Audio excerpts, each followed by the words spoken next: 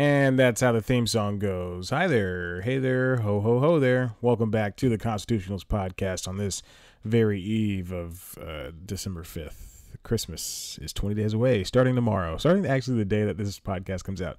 20 days away on a Monday of all things. Well, this isn't a Christmas podcast. This is the Constitutionals podcast. If you didn't know, this is the premier podcast for www.cpluscomedy.com.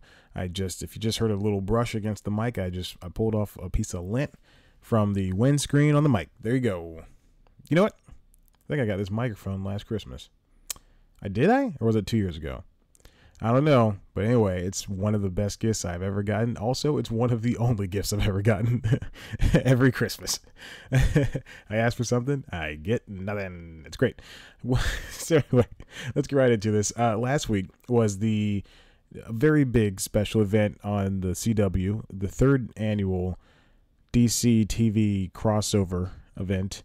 The first one happened during the second season of Flash, I believe, the fourth season of Arrow, I think. Yes, because this is season 6.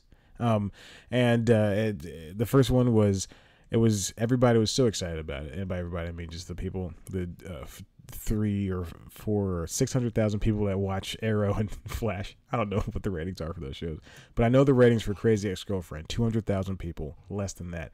Same thing for You're the Worst, which I learned today. Anyway, so Flash and Arrow had an episode called Flash versus Arrow. And one was an Arrow episode, one was a Flash episode. They spent time in each other's cities. And then in the next season, there was Invasion, and that's when they brought the Legends of Tomorrow aboard really? Am I doing this right? Yeah, I think so. It was Legends of Tomorrow, and Supergirl was barely in it. And then there was this year was the crossover. What is it called? Crisis on Earth X, where the Nazi versions of the superheroes came to Earth 1 and to ruin Iris and Barry's wedding. She's marrying her brother lover, which is also weird. I think they should use that term, brother lover, because they got married. Anyway, I enjoyed it. It was good. There's a lot of stuff that they know how to do well. They hit the campiness. They hit the campiness right on the head. Flash when Arrow started, it was just this glib show. It was very dark, and I guess they were trying to make him like Batman, which is, come on, guys. But then when Flash premiered, we saw this different version of the Arrowverse, where it was everybody could be happy. There are things that could be happy. And then eventually 3 seasons later in Arrow, or in season 5, Flash appeared in season 3. So in season 5, 2 seasons later, they realized that, Arrow can be happy as well. And that was around the same time they premiered Legends of Tomorrow. And that's I don't watch that show, but I guess it's kind of campy. And then they got Supergirl, which is, I just got done watching. I'm recording this on a Monday night, which I have not done since The Bachelorette was on. But they every single episode, Supergirl is, especially this one. Now that Mon-El is back, she's affected because he's a boy and she's a girl and she can't get over it, and it's hurting her feelings that he's married to somebody else. Come on, Supergirl, you're the strongest girl in the world. You're the strongest woman in the world, probably stronger than Superman, which I think is canon. I believe she is stronger than Superman in a lot of the things. Speaking of Supergirl, I just played Injustice 2's story mode for the first time. I also bought Injustice 2 during Cyber Monday, but I played the story mode for the first time, and it's really good. I just got to Harley Quinn's part. I only played, I think, maybe 30 minutes. So I played Batman. Batman fought Damian Wayne. He fought Superman, and he fought, I don't remember who the first person was. The first person was Cyborg. So he fought those 3, and then it moved on to Harley Quinn and Ollie, who is Green Arrow, and Dinah, who is the Black Canary, which is the version of the Arrow that I like. They killed Katie Cassidy and replaced her with this other girl in the Arrowverse TV show. Anyway, we're talking about the DC TV shows. So the first part was great. It was okay. So here's the thing. I think what happened is that they got all the writers together in one room, all the writers of the 4-part special. What happens is they take an episode from each of the superhero shows. So there's a Flash episode that you have to watch, and then there's an Arrow episode that you have to watch. I wonder if you're somebody who doesn't watch these things live, and you're watching, season 5 of Arrow, even right now, and you see this one episode that suddenly the Flash and Supergirl are in, and you're thinking, what the heck is going on here? So, I mean, they don't make that pretty easy, but you can buy the episodes bundled on Google Play, which is great. And I assume you can do the same thing on iTunes, but I will buy those episodes bundled. But I say the first couple episodes, for this year's Crisis on Earth X, it was great. It was just a wedding. They're all getting ready for Iris and Barry's wedding. Everybody was invited. Well, not everybody. For some reason, the Atom wasn't invited. Elongated Man wasn't there, even though he's been in the last few episodes of The Flash. This is, God, they're so. Just invite everybody to the wedding, okay? And they should just call this the Justice League. It'd be fine. They can mix all they can just say the Justice League. You don't need Hawk Woman and. They do need, and you know what? And then they didn't put the Martian Manhunter in it. Anyway, so the episodes are split up. So the first episode was Supergirl. Second episode was Legends. The second episode was Arrow. Third episode was Flash, and then the last episode was Legends. And they played these over 2 nights. So Monday had Supergirl and Arrow for 2 hours, and then Tuesday had the Flash and Legends for 2 hours. And so Supergirl's, it was almost immediately. What they did was they introduced all the Supergirl characters, and then they said within 5 minutes they said, "Okay, we're going to this wedding on Earth 1. We'll see you later." And then they left. And you never saw the Supergirl characters again. And it was great because everybody's in the same place. You got Iris and Felicity, I will talk about her in a second. God bless America. And then, the White Canary, whoever she is, and Katie, I know her name is Katie. Her first name is Katie. She's not Katie Cassidy. She's the other Katie Lotz. And so got them all together, and then the White Canary had a little love affair with Supergirl's sister, and then Felicity. Oh God, Felicity. Oh my God. Anyway, let's talk about this now.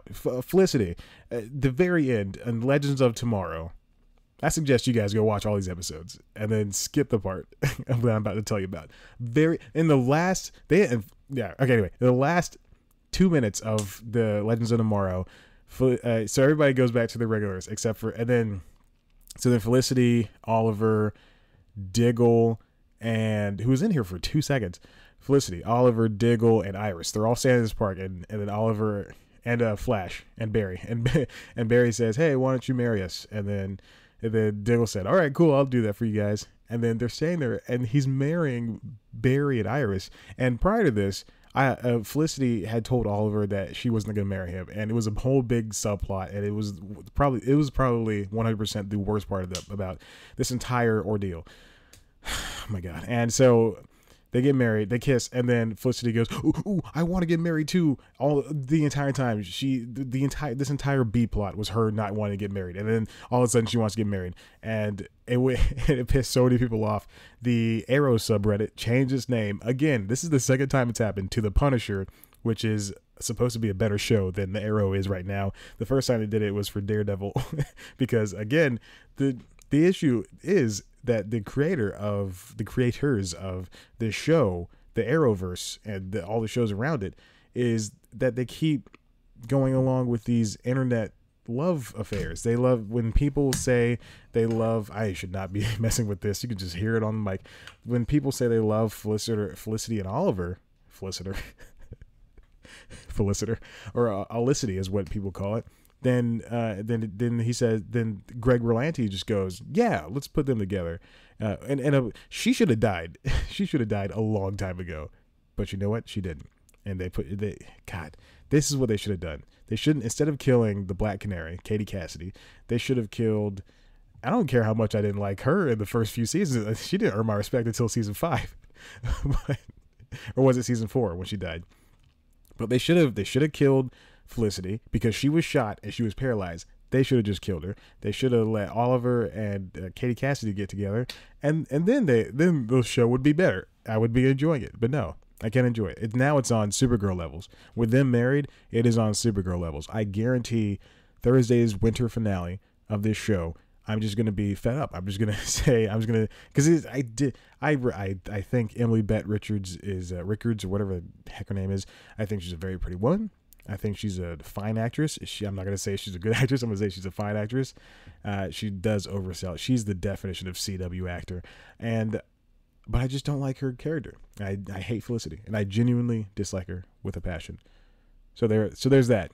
But the crossover was great. Almost all the characters were there. Of course they killed off Victor Garber's character.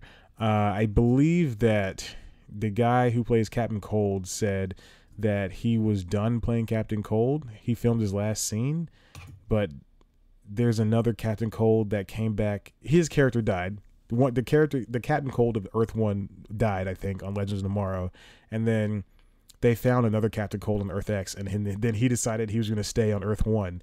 So I don't understand how they kill a character and then they say he's going to leave. I don't know why would they do that. Same thing they did with Colton Hayes' character. Why kill Colton Hayes? I know you don't need a lot of arrows going around, but why? And then why leave Diggle on the sideline until the last 2 minutes?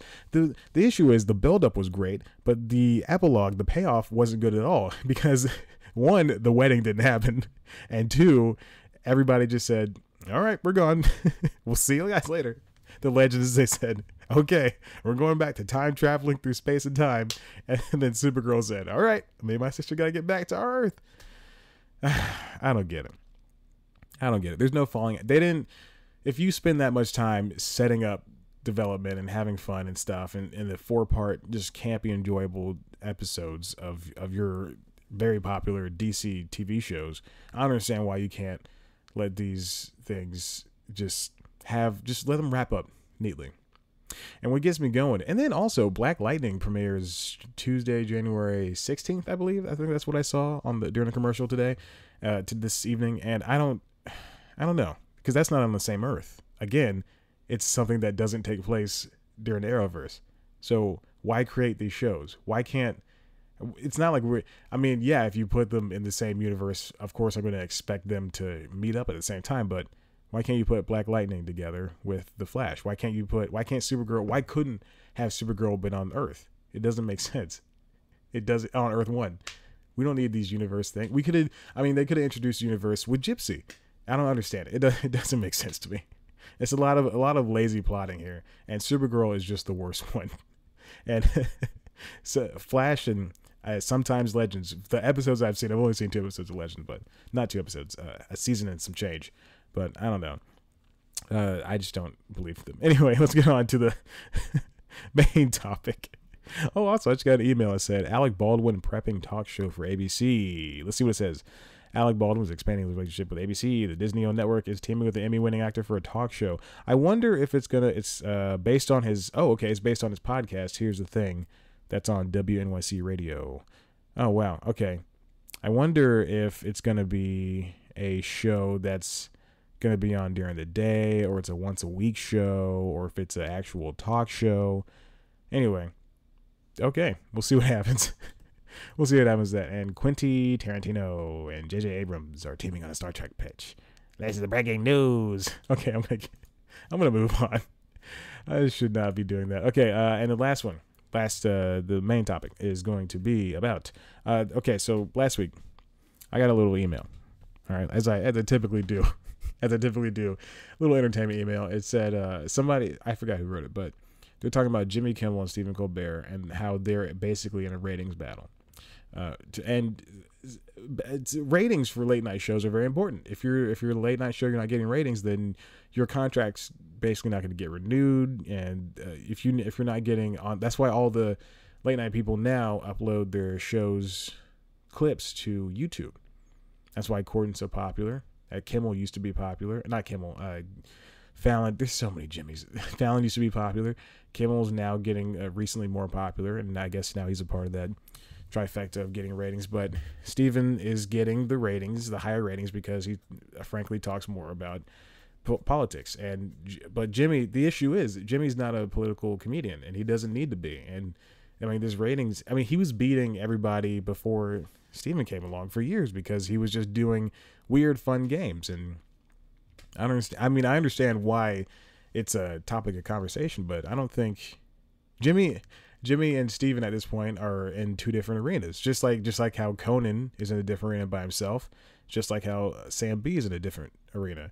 Well, actually now she's in the same arena as John Oliver. I mean, if you there's always this grouping, this pairing of late night hosts, But then when Conan left when Conan left NBC, now he's alone. He's just a guy who's just doing this for the dedicated fans. If you're not watching him on TBS, then you're not going to watch him at all. And if you do, and his clips, the reason, and that's why there were rumors going around a couple of months ago that said that Conan might be going to a weekly format after his contract expires after they extend the contracts in 5 years. So at the end, they extended the contracts for a few more years. At the end of that contract extension, they could just go to one episode a week, because he's not getting the ratings. He's not getting the Colbert ratings. He's not getting the Fallon ratings.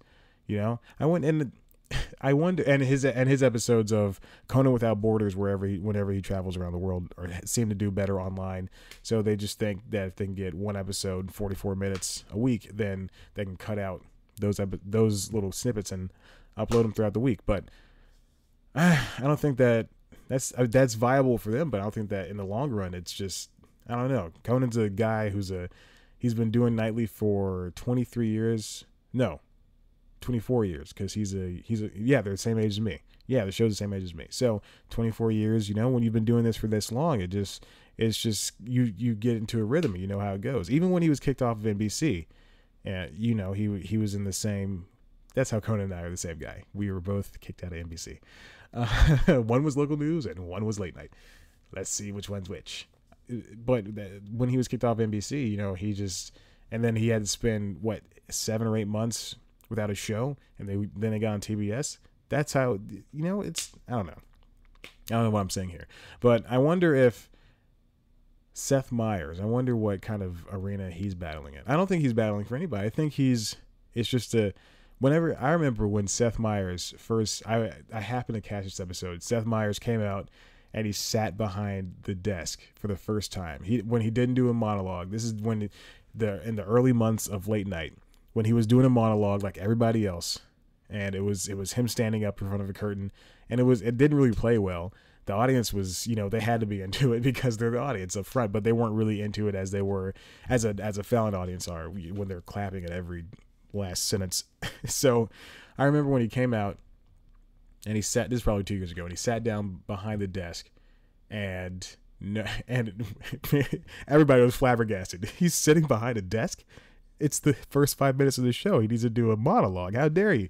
But he did the monologue behind a desk, and now he's doing. And then he did things that reminisced whatever he was doing on the Saturday Night Live Weekend Update, and that's when you realize that he found his groove. He found his niche. He knew what he was doing because it was something that he was accustomed to. And so when you got Jimmy out here playing games, and I would love to make fun of Jimmy for playing games, but that's what Carson wasn't doing that all the time, but that's essentially what Carson was doing. He was just hosting a talk show around it. But Jimmy's not really hosting a talk show anymore. Now he's just hosting a variety show. And then you got Corden coming in and just basically taking Fallon's formula and then quadrupling it. And now he's saying, I got to go viral with all this stuff. And I hate that word viral. And he says, I got to go viral with all this stuff. And that's why we have the Nuzzle What and the carpool karaoke and drop the mic and all that stuff. And then in those shows, both of those segments proved popular. And so now they're their own shows on TBS. TBS and the other one, Spike, soon to be Paramount Network. So there you go. I mean, that's how ratings work for late night. And then you got Kimmel, who's now making waves because he's sitting over there crapping on the GOP, the Grand Ole Party. Same thing with Colbert. And now it's not a fight between Jimmy and Steven, which is, I mean, technically it's just a fight between Steven and the Tonight Show. It doesn't matter who's hosting the Tonight Show. If Jimmy left in 5 years, it'd be between Steven and whoever was up next. And that's still the Tonight Show, because the Tonight Show is just so old. The Late Show is younger than the Tonight Show. The Late Show was, just basically a new institution compared to Tonight Show. God, I don't know. I don't understand why ratings have to be such a big issue, especially when they're based around, politics. It doesn't make sense. And who cares? Steven came with a built-in audience from the Colbert Report. I mean, that's when you come with a cable audience, added onto the broadcast audience, of course you're going to have millions of people. But I do respect that when that show was not doing well when he first came on, and CBS is just such an institution in itself, because they moved Chris Litch from CBS This Morning down to the to the Late Show. They said, who can we get? The executive producer of the CBS This Morning? Let's move him to 11:35. And then they put him on that show, and all of a sudden it's a new show, because Steven was doing everything himself. He was executive producing. He was writing some of the jokes. He was doing all this other stuff. And then on top of it, he was show running, and show running is very important. When you're a showrunner, is essentially, you should watch news. No, wait, I haven't done this episode yet. I wrote the episode. I haven't done it yet. I wrote the episode. All right. So anyway, there's an episode of News Time coming out, I believe, next week. Yeah. That was about, that's about show running and what it, and the top 50 showrunners in show business right now, this year in 2017. And so basically I explain what show running is. And so show running is essentially it's a producer who is in charge of the creative assets of the show. So basically they're the manager for everything, for everybody. So if I was a showrunner for, say, The Simpsons, which is on my TV in the background right now, if I was a showrunner, I'd be an EP, they'd be an executive producer of the show, and I would be the person who has final say over the script. I'd be the person who has final say over getting this guest voice actor and all this different stuff. So Steven was show running the Late Show, and this was just causing a drain, because he's hosting the show out there every night, and so he's doing that 5 nights a week. You got to get somebody good. You don't just get somebody; you get somebody who can do it, who knows how to do it. And so you get a guy like Chris Litch, who's done new stuff for a good number of his life. You bring him on down, and now he's doing stuff for Late Show, and he's helping getting those ratings. And Colbert's ratings are not only good, but then we include the YouTube breakouts when every interview is uploaded in full and it's not uploaded in parts like it is for Kimmel or Conan or James Corden. When you get the entire interview, you're basically it makes people feel like they're getting the whole show. It makes them feel like they're getting a thing that is tangible, rather than getting 5 minutes or 4 minutes of an interview that you can never see the full interview of, because A, you don't have a cable subscription, or B, you don't want to pay for Hulu or CBS All Access because you don't want to watch those shows. You don't want to watch a full episode just to get a 10-minute interview with Kendrick Lamar. Speaking of which, Stephen Colbert's booker is astounding. They get all these great hip-hop actors. They get all of these great hip-hoppers and rappers. They get all these great music acts. Sensational music acts. I don't understand how this works. And they also get some of the biggest stars. People who, for all intents and purposes, should be on Tonight Show. If Carson was still alive and he was still hosting at age 90, then they would be on that show. They wouldn't. When Letterman, and it's strange, because when Letterman was around, he didn't upload stuff to YouTube. Like, you could not find anything. Same thing with Craig Ferguson. And then all of a sudden they get these 2 new hosts and they say, we're going to start hitting the books. We got it. Baby, we're going to rock you like a hurricane. I could have gone with anything. But anyway, it's a ratings game. All of this late night stuff is a ratings game. And it's dumb. And I don't understand why we have to pit these late night. Every late night host is different. And I don't understand why we're putting them against each other. Steven is more political.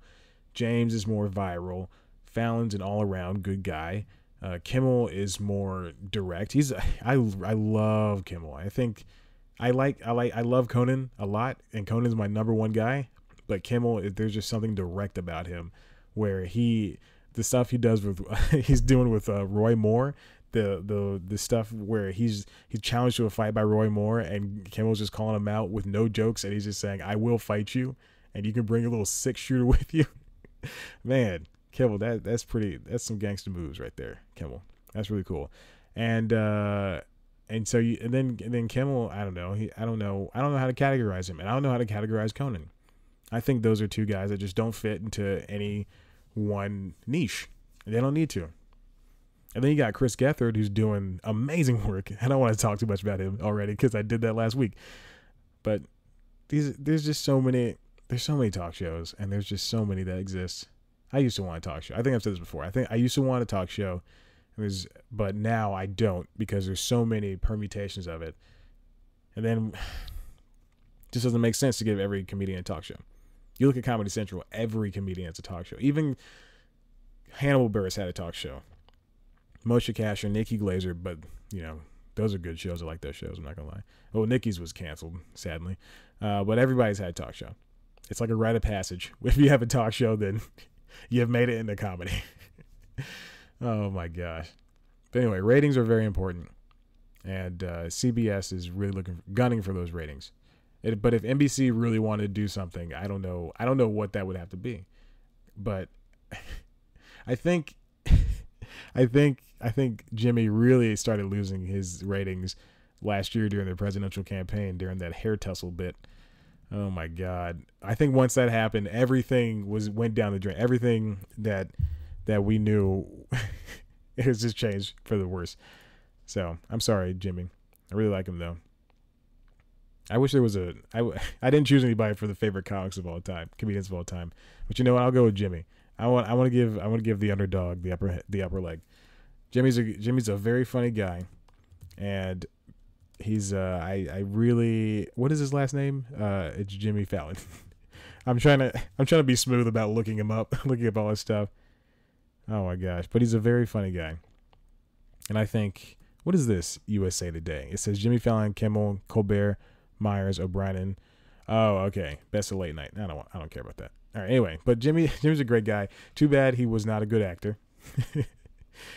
He couldn't make it. Everybody loved his great movie career from 2004 to 2008. Oh my gosh. He was that Taxi movie. Oh my God. I remember seeing the worst, most annoying trailers for that movie. It's 2004. Eugene. Who else is in this? Who else is in this movie? Queen Latifah, Giselle Bundchen, Jennifer Esposito. Tim Story directed it. Oh my God, what a not good movie. What a not good movie at all. Anyway, let's see what else he was in.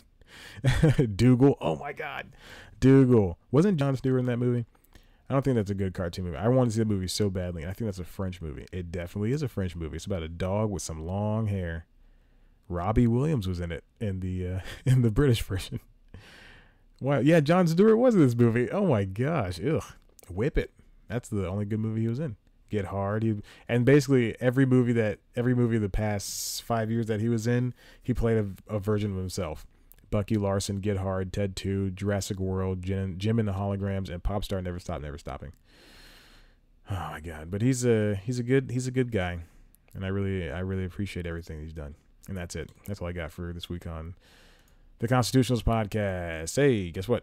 If you like this show, I don't know why you would. Go to www.cpluscomedy.com, where we got the latest news, reviews, features, interviews, and other good comedy bits that only I can provide you with. You know what else you can do? You can follow us on Twitter at @CPlusComedy. Follow me on Twitter at @ChadBlackWhite. Like us on Facebook. Go to the YouTube page, youtube.com/CPlusComedy, and you can watch our premiere news show called News Time. This week's episode is about UCB Chelsea's move from Chelsea, New York, to Hell's Kitchen, New York, and basically essentially what the theater, how its history and what it means. I mean, if you know its history, I'm not going to explain it to you, but its history and what it means to comedy and what they did on the last night. So they had a 6-hour show. It was amazing. From the pictures and the descriptions that I read from the New York Times and Vanity Fair, it was amazing. And also, that was an episode that was not supposed to be hosted by me. Well, the episode that I wrote previously. So here's what happened. I had a couple of friends say they wanted to host an episode. I said, yes, that'd be great, because I offered them. I said, do you want to host an episode? It'd be great, because I don't want to do anything.